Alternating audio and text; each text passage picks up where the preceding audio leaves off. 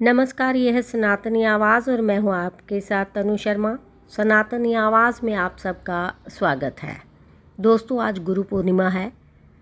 इस अवसर पर प्रस्तुत है गुरु पूर्णिमा। गुरु के प्रति कृतज्ञता के प्रकटीकरण का दिवस है। गुरु पूर्णिमा आध्यात्मिक और शैक्षणिक गुरुओं या शिक्षकों का उत्सव है।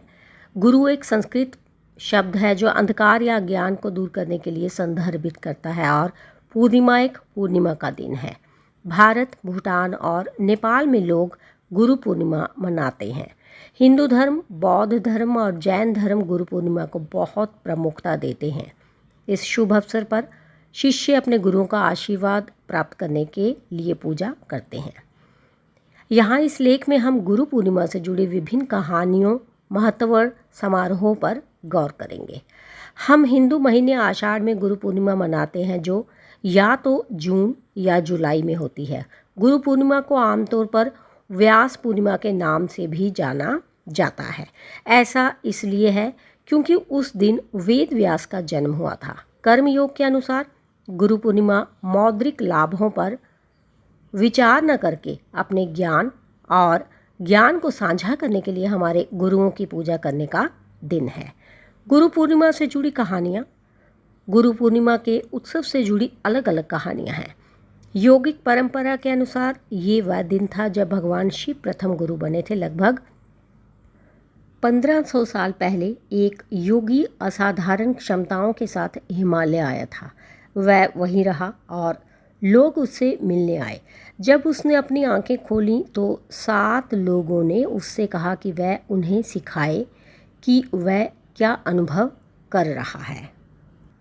हालांकि योगी ने कोई जवाब नहीं दिया और उसने फिर से अपनी आंखें बंद कर लीं। 84 वर्ष बाद जब उसने उन्हें खोला तब भी ये 7 शिष्य वहीं थे। उनकी ज्ञान की आवश्यकता को समझते हुए पूर्णिमा के दिन वे प्रथम गुरु बने। उन्होंने अपना ज्ञान उन 7 पुरुषों को प्रदान किया जो सप्त ऋषि बने। उन्होंने उनके ज्ञान या योग के साथ पहलुओं का प्रसार करने के लिए दुनिया भर में यात्रा की। उनमें से प्रत्येक ने योग की एक एक विशेषता के बारे में बताया। उस दिन के आधार पर जब भगवान शिव पहले गुरु के रूप में अवतरित हुए, हम उस दिन गुरु पूर्णिमा मनाते हैं। गुरु पूर्णिमा से जुड़ी एक और कहानी ये है कि ये वह दिन था जब कृष्ण द्वैपायन व्यास का जन्म हुआ था। उनके माता पिता पराशर और सत्यवती हैं। व्यास ने एक युवा के रूप में वेदों को एकत्र किया और उसके भजनों को 4 भागों में विभाजित किया। वे ऋग्वेद, यजुर्वेद, सामवेद और अथर्ववेद बन गए। उन्होंने अपने 4 मुख्य शिष्यों को वेदों के अंशों की शिक्षा दी।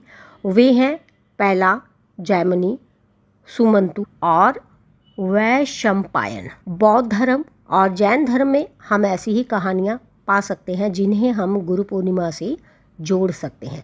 गुरु पूर्णिमा मनाने का प्राथमिक उद्देश्य हमारे शिक्षकों की पूजा करना और उनका सम्मान करना है। हम गुरु पूर्णिमा कैसे मनाते हैं? गुरु पूर्णिमा मनाने के अलग अलग तरीके हैं। गुरु पूर्णिमा के दिन आप व्रत रख सकते हैं। इसके साथ ही आप अपने आध्यात्मिक गुरुओं से आशीर्वाद प्राप्त करने के लिए विशेष पूजा और अनुष्ठान आयोजित कर सकते हैं। आप मंदिरों में भी जा सकते हैं और दिव्य संस्थाओं के लिए अपनी प्रार्थना कर सकते हैं। कई स्कूल और कॉलेज गुरु पूर्णिमा मनाने और गुरुओं को श्रद्धांजलि देने के लिए कार्यक्रम आयोजित करते हैं।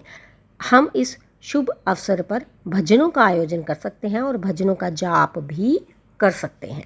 गुरु पूर्णिमा का महत्व।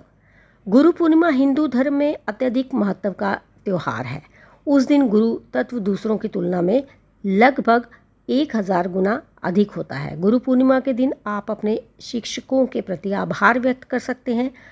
हम देख सकते हैं कि भारतीय शास्त्रीय नृत्य और संगीत की कक्षाएं गुरु शिष्य परंपरा का पालन करना जारी रखती हैं।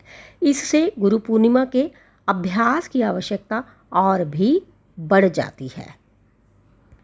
गुरु पूर्णिमा के दिन आदि योगी ने वह ज्ञान प्रदान किया जिसमें निर्माता और कृतियों के बीच एक सेतु बनाने में मदद की।